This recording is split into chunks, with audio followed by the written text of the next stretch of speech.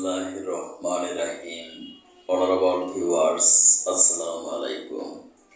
বিশ্বের যে প্রান্ত থেকে আমার আজকের সংবাদ শিরোনাম অনুষ্ঠানটি দেখছেন, ডিজিটাল বায়োকেমিক মেডিকেল সায়েন্স হসপিটালের পক্ষ থেকে সকল দর্শক শ্রোতাদেরকে জানাচ্ছি আন্তরিক অভিনন্দন। আজকের সংবাদ শিরোনাম পাঠ করছি আমি ডাক্তার কাজী দেলোয়ার হোসাইন। জাতীয় নাগরিক পার্টি নামক একটি নতুন রাজনৈতিক দলের আত্মপ্রকাশ ঘটেছে।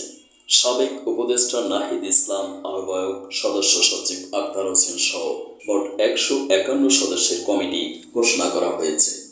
ফ্যাসিবাদী শাসনের বিলুপ্তি এবং জুলাই গণ অভ্যুত্থানের আকাঙ্ক্ষা ও বৈষম্যহীন বাংলাদেশ গড়ে তোলার আশা প্রকাশ করেছেন দলটির নেতারা।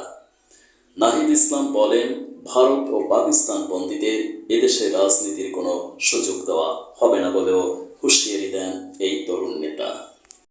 নতুন রাজনৈতিক দলের আত্মপ্রকাশ ঘটেছে। আমরা মনে করি বাংলাদেশে যে বিভাজনের রাজনীতি তৈরি করে বাংলাদেশের জনগণকে দুর্বল করে রেখে এই রাষ্ট্রকে দুর্বল করে রাখার যে ষড়যন্ত্র তৈরি হয়েছিল, সেই ষড়যন্ত্র আমরা